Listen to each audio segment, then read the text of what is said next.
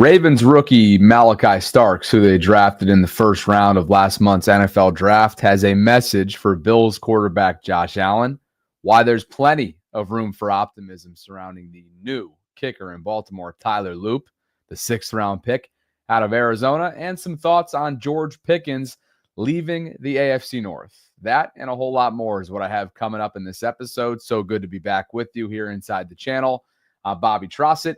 This is where I bring you Baltimore sports and beyond on a daily basis. For the most part, please like the video, subscribe if you haven't already done so, and hit that notification bell so you can be notified of when I'm dropping my daily live content here on this channel.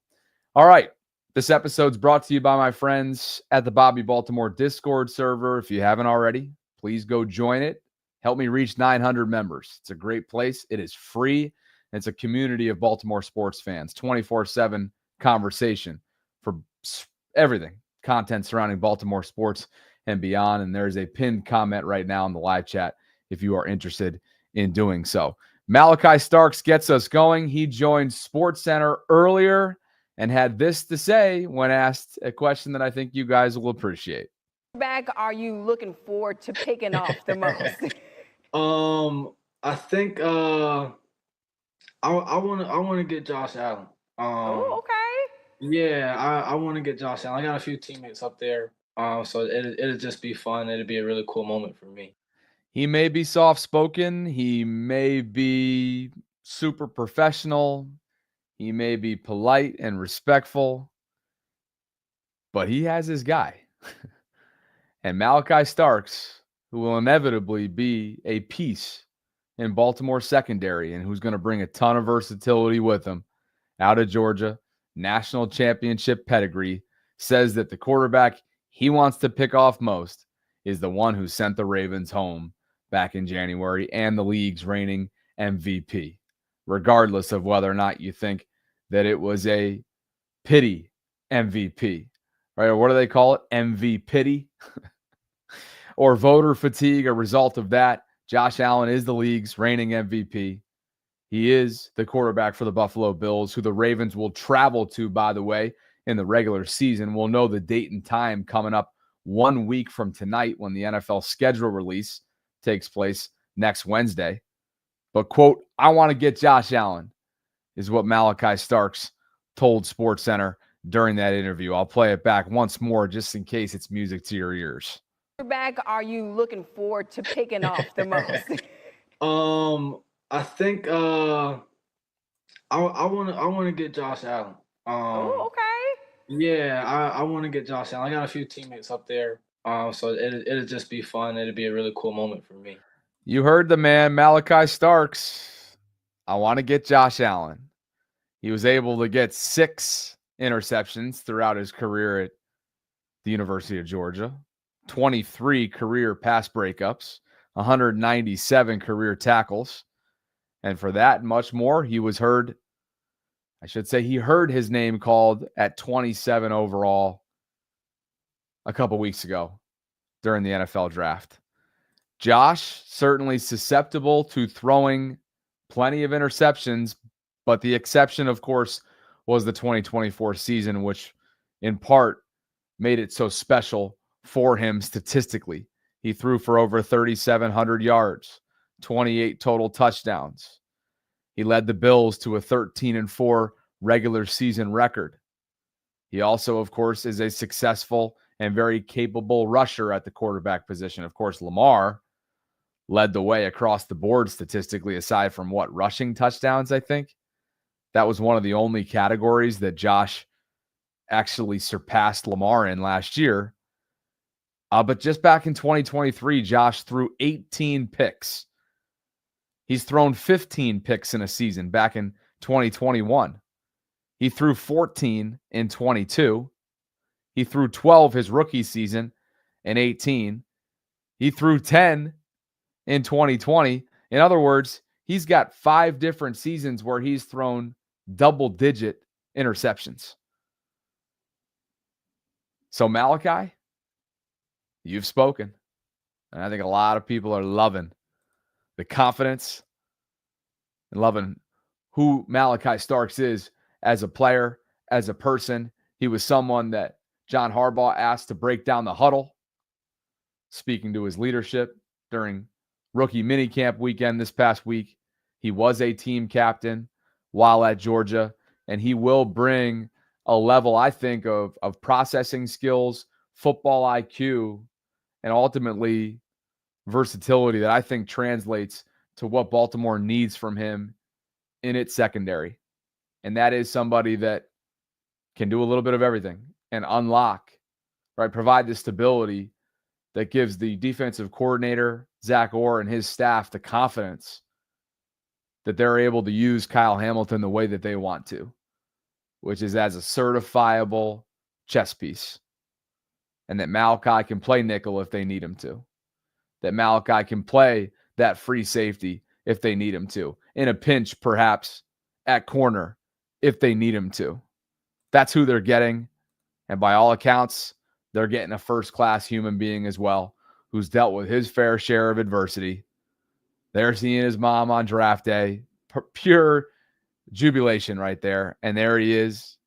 He will be rocking the number 24, of course, as we learned recently. But there he is on the day that he officially became a Raven, his introductory press conference and whatnot, alongside his head coach and alongside his general manager.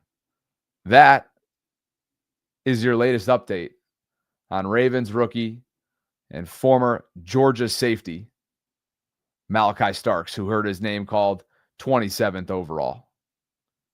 Another guy who heard his name called was somebody that, obviously for reasons that took place earlier this week, now finds himself in the limelight, in the spotlight, in the public eye, and that is former Arizona kicker Tyler Loop, who was selected in the 6th round of this year's draft. He is a kicker. He is someone that is now set to succeed Justin Tucker, who was released earlier this week, just in case you were living under a rock. That's what took place. The Ravens referred to it as a football decision.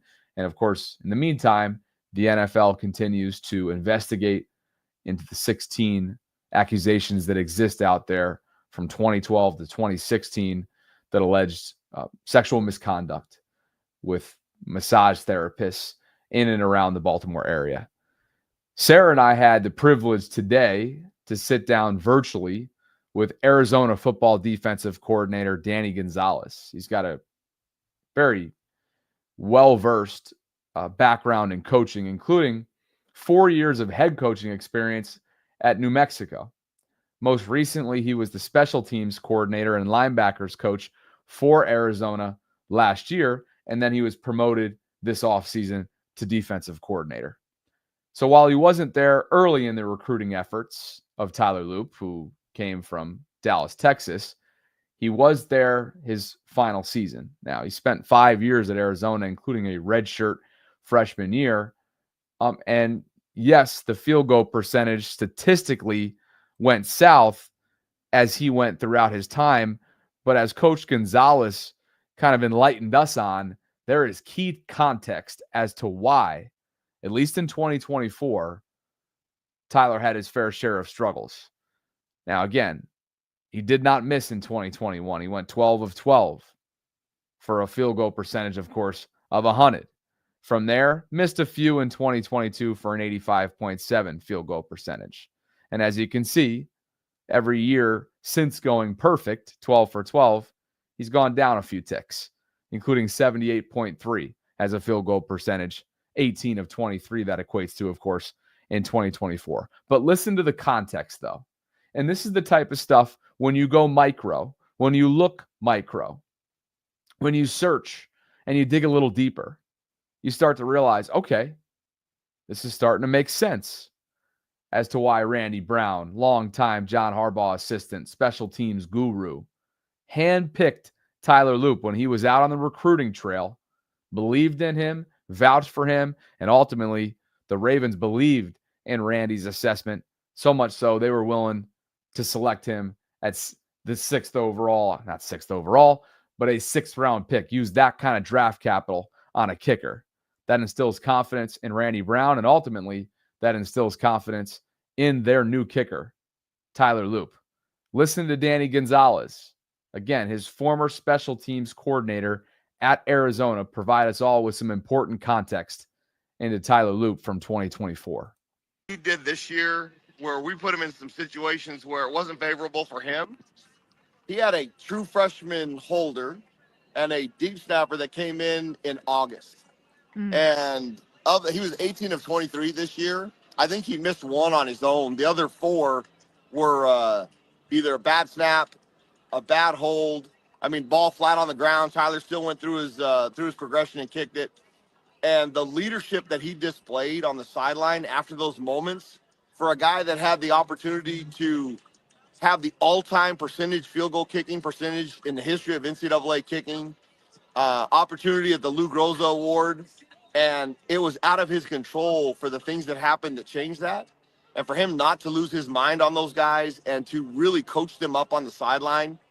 I mean, he had to calm me down a few times, and I'm pretty passive on the sideline, but knowing what he had at stake and all the things that he had and the goals he had worked his tail off to get, he never lost focus of what he was doing. And if you can overcome something like that, when you have a chance to set the history mark and it gets screwed up because it's not your fault and you deal with it like it's no big deal, I mean, that was unbelievable to me. And I just have the utmost respect for Tyler and what he was able to do in those moments. They're getting a steal. I know it's a 6th-round pick. He was worthy of being drafted earlier for what I think he's going to bring to the organization. That was a snippet right there from Danny Gonzalez, the special teams coordinator who was just recently promoted to defensive coordinator at Arizona football at the University of Arizona. And of course, Tyler Loop just graduated from Arizona, and the Ravens now have him in the building. First of all, that's just one snippet of what was 20 plus minutes of fantastic content that Danny Gonzalez, who was literally in the middle of a recruiting event, was willing to give us earlier today during our Ravens Vault, during the Vault and our lunch hour live stream. So go check that out. I cannot stress it enough. It's an awesome, enlightening interview as we continue to kind of familiarize ourselves with Tyler Loop, the new kicker in Baltimore. But part of the quote there, just to unpack some of what you just heard, is as follows. Quote, he had a true freshman holder and a deep snapper that came in August. As Justin Tucker always told the media, always told me when I had a chance to sit down with him and interview him, he is a product of the system. And when your system is young and inexperienced and new, sometimes that can be a poor reflection on you when it comes to what these guys are ultimately measured by, and that is field goal percentage. It's a make or miss kind of league when you are a field goal kicker. And so while Tyler Loop was 18 of 23 his final season this past year at Arizona, how about the context? Okay. Coach Gonzalez went on to say, I think he missed one of those 5 on his own. The other 4 were either a bad snap, a bad hold, one that included literally a football that was flat on the ground. Okay, that's how much it was botched. Tyler still went through his progression and kicked it, meaning from the ground, he kicked the football without the holder doing what any holder is supposed to do. He went on to say, I just have the utmost respect for Tyler and what he was able to do in those moments. They're getting a steal, which is funny to say about a 6th rounder, but that's Coach Danny Gonzalez about his former kicker. So not only does he appear to be a class act, not only does he appear to be a leader, but I don't know if those statistics are a direct reflection of who Tyler Loop is as a kicker. So again, I think there's a lot of room for optimism. You, of course, in the same breath, want to take some of this with a grain of salt. This is a special teams coordinator speaking. Some of this is to build up the program. Some of this is to build up the player, build up the human, and I understand that. Okay? There will be a rookie learning curve. I'm sure. He will take his lumps. I'm sure. You just hope that those are minuscule. But again, that 78.3 field goal percentage, is that the perfect representation of what the Ravens are getting in Tyler Loop? You listen to Coach Gonzalez, it begs the question. I think there's a case to be made. What about Tyler Loop, the athlete? This is a player that was a standout high school soccer player. This is a player that apparently can give the Ravens a lot more than just kicking ability. That's what his coach saying. Listen to this. It's wild. I mean, I tried to convince Tyler to run the 40 at the combine. He would have easily hit 4.4 something. So they're gonna have some opportunities to do some things. I mean, he was a great soccer player growing up. He's a tremendous athlete, and he's got that mindset. I mean, he's a extreme competitor, which is fun. Now, he's gonna be able to be the backup punter and be nearly as good as the starter. I mean, he punted in one game for us last year by necessity when Michael got hurt. And then the mental capacity that he trains with. I mean, it's one of those things that Randy's going to have to protect Tyler from Tyler, which is a good thing and a bad thing. But he will take all the steps to do all the recovery, all those things to give himself the best chance to be the most successful he can. And then the opportunities come up, he's got to perform, and he knows that, which is probably the greatest attribute of Tyler is he doesn't care what you put in front of him. He's going to go out there and compete and win. I mean, he just got engaged, so he won that relationship. I mean, everything he's doing is with the utmost respect and character, and I'm super excited for him to be there. Another snippet from our conversation earlier today with Coach Danny Gonzalez. Go check it out in full. Again, cannot recommend it enough. It's just a very enlightening conversation, a thoughtful one about Tyler Loop. Apparently, he's an athlete. His coach thinks that had he run a 40-yard dash at the NFL Combine in Indianapolis, that he would have hit a 4.4. A 4.4. He also says he's got the versatility to be just as good or nearly as good as the starting punter. Well, we know that is the former Penn State standout, Jordan Stout, who's been in the building for several years now since Sam Cook retired as a lifelong Baltimore Raven. So, again, you don't want to jump to too many conclusions. You don't want to wear too many pairs of rose-colored glasses. But it seems to me like they're getting a very, very all-around player, an athlete, well-rounded, faith-driven, big leg, wants to be coached, wants to showcase his leadership player in Tyler Loop. That's what, to me, that's basically what I'm picking up from all of this. Tyler Loop, ladies and gentlemen. We're trying to track him down to have a conversation with him. And my, oh my, do I want to do exactly that, because this dude seems like a total stud. And all that remains to be seen is, does he have the mental fortitude to not only kick within this era that the Ravens are currently in, right? It's the Super Bowl or bust phase that he now enters as a rookie, much like Justin Tucker entered in 2012 and had tremendous success while doing so in that phase as an undrafted kicker that Jerry Rosberg found out of Texas. So not only is it that phase of football, but you're trying to succeed the most accurate kicker of all time as well. So between the ears, I would imagine there's going to be a lot of challenges that are forthcoming for Tyler Loop, but seems like he's just the man for the job. We'll see. A lot more to be learned in terms of the Tyler Loop experience that we're all about to endure and go through. This episode is brought to you by the Bobby Baltimore Discord server. It's a 24/7 hub for conversations surrounding Baltimore sports, and we talk just about everything in here. We've got over 800 members and growing. We talk Ravens football, Maryland Terps across the board, general, like my dating life, Orioles baseball, Washington Capitals hockey, who, of course, are in the middle of a Stanley Cup chase. And you, right now, for free, can join it. Join the community by clicking on the link that I just dropped into the live chat right now. Go check it out. Would love to have you there. Great way to interact with me as well in a more informal way. I appreciate all this, the continued support. Let's get to 1,000 members as soon as we possibly can. This has rocked the world today. Dallas Cowboys are bringing in George Pickens, meaning the Ravens Slayer is no longer. Well, he might be if the next time they play Dallas. but they ain't going to have to see him twice a year as far as I'm concerned. The Cowboys made it official earlier this morning that they have acquired George Pickens and a 2026 sixth from Pittsburgh in exchange for a third rounder in 26 and a fifth in 27.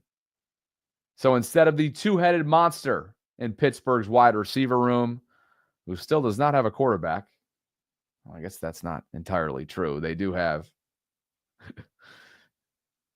DK Metcalf, of course, who they acquired earlier this offseason, and they brought in a rookie. Well, what the hell am I saying? This is when I start to lose my mind. It gets after 5 o'clock and my brain just stops. It just stops. The quarterback position, obviously, is somebody that they're waiting on. They have Mason Rudolph, and they have a rookie by the name of Will Howard.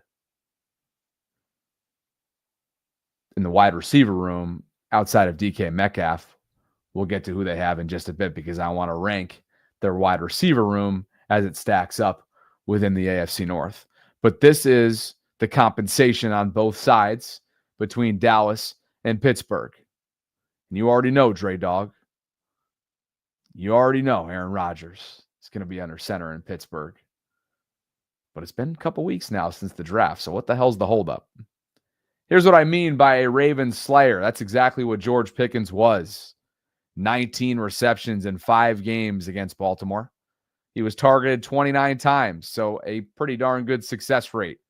326 receiving yards. He scored a touchdown as well, and he averaged 17.2 yards per reception. He had his way against Marlon Humphrey. He had his way against Brandon Stevens. He had his way overall against the Ravens. This is another divisional win for Baltimore this offseason. Others have come in the form of Cleveland not getting Abdul Carter and lining him up opposite Myles Garrett. That would have been even more problematic than it's already become. That's also Travis Hunter not being in division. Could have very well went to Cleveland, second overall. Instead, he goes to Jacksonville.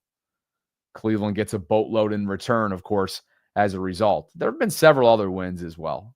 Cincinnati kind of having a lukewarm draft after just a dismal defensive season that prevented them from being a playoff team a year ago. But this, to me, this is a big win. While DK Metcalf will pose plenty of threats against the Ravens coming up this fall, they have one less playmaker. You have to allow Pittsburgh to beat you in ways that do not include DK Metcalf. You have to take him out of the equation. And so while obviously they will still have to deal with the force of nature, the freak of nature that is DK Metcalf, there's one less Raven slayer in the division. And if I'm Zach Orr, I'm probably sleeping a little bit easier at night. That now brings me to a couple teams, including Cleveland and Cincinnati, and ranking what they have in their wide receiver room as currently constructed. To me, the Bengals are not only one of the top wide receiver rooms in the entire league, if not the top, but they are certainly top dogs in the AFC North division. Jamar Chase and T. Higgins, both set in stone with extensions this offseason. They're here to stay. Andre Yoshivas, nice guy on his rookie deal. A good solid piece for them who's got big playability. Jermaine Burton has been a problem for them off the field. Don't know what his future is, but he's talented. And Charlie Jones rounds out that room. As far as Cleveland, and by the way, we all know what the Bengals wide receiver room has done to Baltimore's secondary. Jamar Chase has literally had video game-like statistical performances against the Ravens, leading you to believe that literally, he's putting up what a lot of wide receivers will put forth an entire season in 1 or 2 games against the Ravens. It's got to get fixed. As far as Cleveland is concerned, I see them as the bottom barrel of this division. It's no disrespect to Jerry Jeudy. He's coming off a career year. He had over 1,200 yards receiving last year with a bunch of different quarterbacks, as we know, under center for the Browns. But outside of Jerry, I'm just not scared. This room doesn't scare me. Cedric Tillman, Deontay Johnson, he's on a veteran minimum because they don't trust him. Why would you trust him? He can't stay on one team. He's been on 4 in the last calendar year, hasn't he? Pittsburgh, Baltimore, Carolina, Houston. Now he lands with Cleveland. Guy's a major headache. Talent's through the roof. Major headache. Do you want to be involved with the football team right now? Are you present enough to be involved with a football team, Deontay? I guess you were well liked in the locker room in Baltimore, but clearly not in the front office. And there's this level of entitlement that comes with Deontay Johnson. Good luck. Back up the Hard Knocks truck to Cleveland. Break all the rules, Hard Knocks. I don't care if you've already done them or done the AFC North. You're going to want to be with him again. The rest of that room, Michael Woods II and Jamari Thrash, just doesn't scare me. They also have 4 quarterbacks. They have to figure out one who's going to be throwing to these 5 wide receivers. Who that will be week 1, I don't know. I honestly don't know. I think as of right now, I'd probably go, to be quite honest with you, either Flacco or Pickett. I just don't see one of those rookies rising to the occasion and beating out those 2 veterans, one of whom is a grizzled veteran and has played some serviceable football and plenty starts under his belt in Joe Flacco, with Cleveland 2 years ago and with Anthony Richardson in Indianapolis going down a year ago. But I'll probably give the edge as of right now to Joe, with Pickett being a close second. If Dylan Gabriel or Shedeur Sanders rises to the occasion and beats out the other 3 opponents, I will stand corrected this summer, but they're going to need a big time summer. And then the other 2, I see the Ravens honestly leapfrogging Pittsburgh, given George Pickens and his departure today, honestly. What about you guys?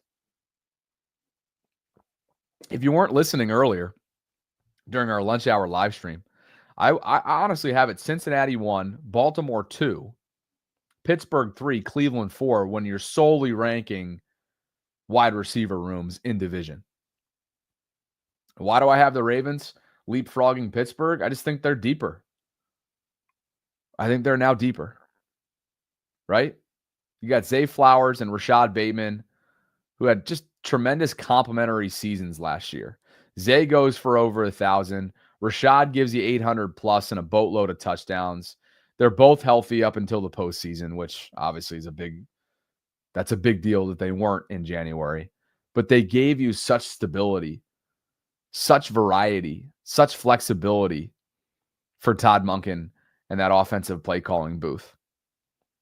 And then when you bring in the likes of DeAndre Hopkins for such a low risk, medium to high level reward acquisition and free agency, who still maybe isn't going to overwhelm you as a route runner, but will always use that frame, that stature to be the contested catch guy for you.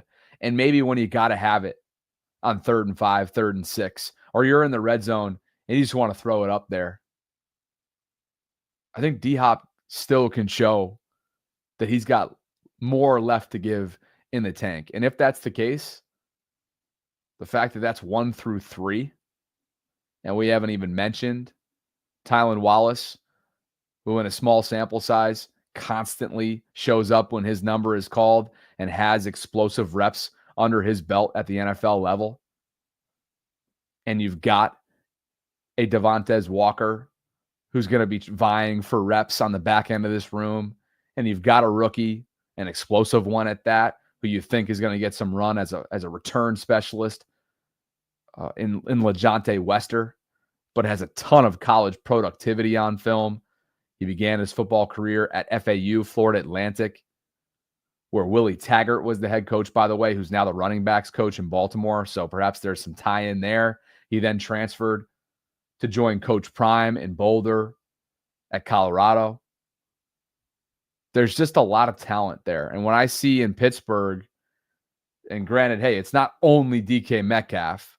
This dude's a freak of nature. He's as explosive as it gets. He will overwhelm you. There's nothing he can't do on a football field. But when you take Pickens out of that duo, out of that equation, there's a pretty considerable drop-off from DK Metcalf to the Calvin Austin IIIs of the world, to the Robert Woods of the world, to the Roman Wilsons, although he's their former rookie from a year ago, if I'm not mistaken. And I've seen plenty of optimism that they still feel like they have something in him. And I'm actually just pulling up the Steelers depth chart to figure out who else is on this list outside of the ones on screen. Brandon Johnson, Keyshawn Williams, Scotty Miller, Lance McCutcheon, Ben Skoranek, Rock Taylor. It's just not a room. And again, a lot of these names won't end up making the 53-man roster. It's that time of year where they're going to be scratching and clawing for a chance to participate and be around throughout this offseason as OTAs get started, as mini camp gets started, so on and so forth, on to training camp. It's just not a group that particularly frightens you, especially when you have no idea who's going to be throwing to them. And that remains to be seen. Will it be Mason Rudolph? Is Mike Tomlin indeed comfortable if it ends up becoming Mason Rudolph? And when will Aaron Rodgers make up his mind? There are 3 quarterbacks on this depth chart right now. It's Mason Rudolph, Will Howard, the rookie, and Skylar Thompson, who's bounced around in recent seasons. Who's throwing it for him? Who's it going to be? I continue to think that it's A-Rod. You already know. AFO 301 says, sup, Bob? Smoking on a Oliva V, enjoying this stream. Have I had it? One of those cigar flavors? Is it Trace Oliva? Is that what it is? Hold on.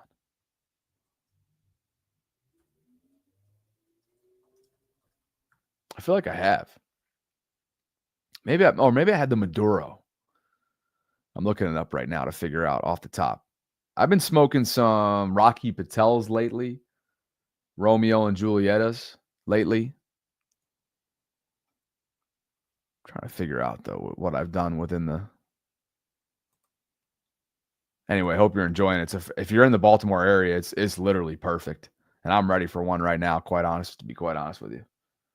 But I have to cook, and I have to go on Locked On Ravens with Kevin Ostreicher for a 6 o'clock recording. So unless I literally pull up to the recording with a stogie in my mouth, it's probably not happening.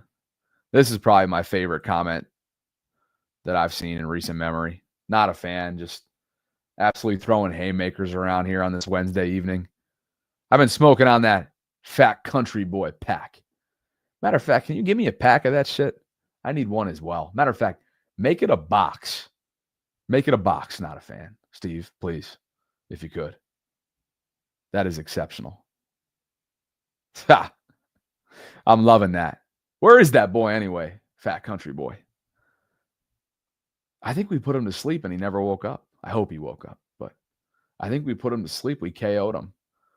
He just doesn't have that extra little juice that's required to come face the music. He had an open invitation, by the way, to come on and bark to me face to face on camera rather than just bark with his fingertips. But he laid down. Folded like a board. Stiff. Jam and Jim 420 says, what's good, Bobby? It's James from the playoff tailgate where I had you doing the smelling salts. How could I forget? Let's go check that out, actually, for those that maybe forgot. We did an indoor tent at Be More Around Town. It was one of the more entertaining and memorable pregame tailgates. And honestly, I had a freaking ball doing this. But yeah, this is true. James, I remember it. Remember it well, matter of fact. And just in case you guys missed this pregame show, I literally did smelling salts on camera for the first time. And this was the moment. Go check it out on Instagram if you haven't already done so, at Bobby Baltimore. I look around. 3, 2, 1. Hit it, young man. Woo! A rush unlike any other, baby. It's like friggin' Adderall or cocaine on steroids. Good God. James, great to hear from you, brother. Hope you're having a great offseason. Hope to see you at some point We'll be doing a schedule release live stream coming up a week from tonight, which I very much look forward to. But yeah, that happened. Take a look at that. Right to the noggin. And I was jumping throughout the day too. I remember Sarah, like once our post-game show started, I was about to get like the intro going, and we were chatting right before going live, and I could tell she was just like, "What's into you?" Oh, there was quite a bit into me. Smelling salts. That's what were into me. I love it. What I say, Junior, I plead the fifth. Plead the fifth. Just know that when my annual Tropalooza comes up in July, which is my annual birthday bash that I throw for myself, because that's what you do when you're 30 and single, guys show up with a number of different items. Let's just leave it at that. Guys, go check out the Discord server if you haven't already done so. It's a 24/7 hub for conversations surrounding Baltimore sports. And I do have, in closing, a Bobby Bachelor story for you. Some of you were asking about it yesterday. I wanted to make sure to catch you up to speed today. Tilly and I, in between when I do my personal shows, which is typically in the 5 o'clock hour, and when I am on with Sarah, which is typically in the 12 o'clock era on weekdays, we go over to Patterson Park in Baltimore in Canton. And there's a little dog park. There's a little open space that she can run and throw the Frisbee and whatnot. And it was a beautiful day today. I mean, it's absolutely stunning out. It's 77 degrees, zero humidity, and just not a cloud in the sky. So Tilly and I are throwing the Frisbee. And once we do that, we go over to the fenced-in area, which is the dog park. Not too big of a spot, but plenty of room to run, and she can socialize a little bit with dogs. And occasionally, as I've told you before, there's eligible women in there. Now, at 2 o'clock, 2:30 on a weekday, typically it's going to be some sort of overnight nurse, maybe some sort of teacher in the summer. I don't know, somebody that's on a hybrid schedule that can also take 30-minute breaks during their weekdays. So it doesn't happen often, but today it certainly did. And this girl was beautiful. Brunette, athletic, was wearing nothing crazy. I mean, it was more of like a leggings athletic look. And her dog was, I believe, a husky mix rescue. And of course, I'm sitting on the bench and I'm filling up the hose, using the hose to fill up the kiddie pool for Tilly, since it was a little bit warm out there and she had gotten some good run in. So she's just plopping herself right into the kiddie pool, having a blast. Next thing you know, the husky comes over. The husky's name is Vance. Spoiler alert, I got the dog's name, not hers, which is a conversation for another time. Maybe you guys think I'm stiff as a board as well, but I'll tell you why I didn't get her name, and I want to get your thoughts as to why. Vance and Tilly start inevitably interacting with one another, which is always the end. I mean, I swear to God, just get a dog. If you're struggling out there and you think Hinge is shit as a dating app, which it is, just go get a dog and show up to a dog park. Your dogs start getting together, and next thing you know, it's just an easy conversation starter. So I did exactly that. I noticed that they were both chasing after a squirrel that was on the outside of the fence. So I walked up to her and I said, "Your dog's into squirrels too, huh?" And then that's literally how it started. Very easy, very natural. We talked for about 5-10 minutes about where we rescued, Patterson Park, dogs, and our dogs' antics since they're both rescues. They both had their fair share of quirks, so on and so forth. She used the word "we," and this is where I need you guys to come in and give me feedback. She used the word "we." We rescued him, I think. We rescued him from Florida or something. We use this part of Patterson Park. We feel like we. And so eventually, when more folks came into the dog park, while we were vibing and there was absolutely a two-way street in terms of conversation, it's just hard to decipher we as anything other than what we all know is probably a boyfriend. No ring on the finger. So, I'm not desperate enough to stick my neck out there. I already felt like I stuck my neck out there walking across the dog park because our dogs were together, which made it for an easy lane to go start conversation. So, but once the we started coming in, I'm just not gonna, like on the way out, I chose to, once conversation stalled, kind of naturally walk back over to the hose area and play with Tilly over there. And then on my way out, waved to her and said, nice meeting you. And she said, you as well. But I'm just not desperate enough to kind of go the extra mile and be like, hey, are you single? Or, hey, let's swap numbers, or do something in a very natural way on the way out. Because to me, I think that was English. That was code for, hey, you seem sweet. This is a nice conversation, but this is my way of telling you without telling you, get the fuck off. like, you know what I mean? Like, so unfortunately, I've had so many different interactions like those that have been close, but no cigar. And I think ultimately that's why it's motivating me to try it for a change of scenery. And that's why I think I'm going to go down to St. Pete this upcoming football season. And I'm going to put my stuff in storage. And I'm going to check out what I think is a very vibrant social scene. I have cousins down there. I have family down there. And you guys know that I did 3 weeks in Florida in March and worked remotely. There is no reason why I can't continue to build this with Sarah being in Columbus, me being outside the Baltimore area. So that's where I'm at. It's not because of those interactions that I'm leaving. There's a lot that goes into it, but it's been tough. It's a tough dating market, I've found. And so that's the Bobby Bachelor Chronicles for you from 2:00 on a Wednesday afternoon in May. There you have it.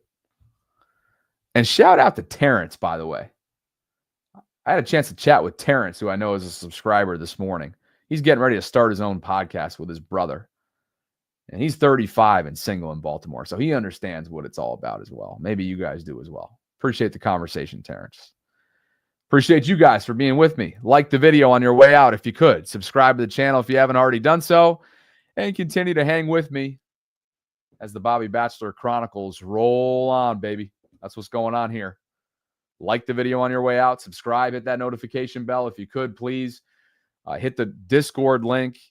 It is free to join. There's a pinned comment right now in the live chat. It'll take you over to download the Discord app. There's always a lot of advantages, a lot of incentives to joining this. You get different updates and announcements from me. At some points, we'll be doing giveaways through my Discord group, and you can meet other like-minded people. Who knows? Maybe you'll meet your future significant other through the Bobby Baltimore Discord server. Thanks, guys. Appreciate you. And wherever that fat country boy is, he's going to have to deal with me at some point. And I ain't going to forget either. Because David Kewer talks a bunch of shit down in North Carolina, but he actually comes on the show.